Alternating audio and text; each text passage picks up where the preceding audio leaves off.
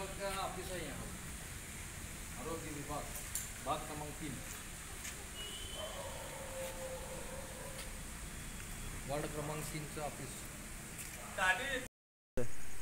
मिरज शहरातील ऐतिहासिक गणेश तलावाचे एक आगळे वेगळे महत्त्व आहे।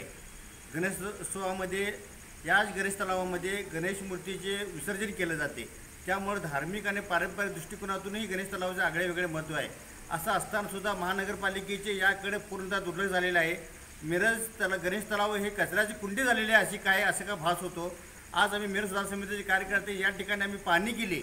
त्या पाहणीला आमच्या निदर्शनास आलं की या गणेश तलावामध्ये गेल्या अनेक वर्षापासून स्वच्छता करण्यात आलेली नाही आहे। त्याचबरोबर या परिसरातील नागरिक असू दे किंवा खाद्यपदार्थ विक्रेते असू दे, ते जो कचरा आहे त्या कचरा गणेश तलावावर टाकत असल्यामुळे गणेश तलावातले पाणीसुद्धा प्रदूषित झालेलं आहे।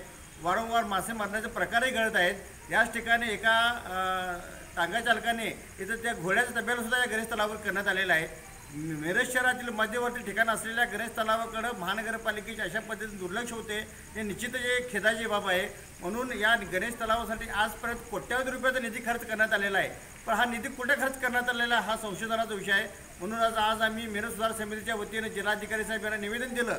त्याने विनंती केली की या मिरज गणेश तलावासाठी जो निधी खर्च करण्यात आला आहे, या निधीसंदर्भात एक शासनाच्या नियुक्त समितीमार्फत चौकशी करण्यात यावी।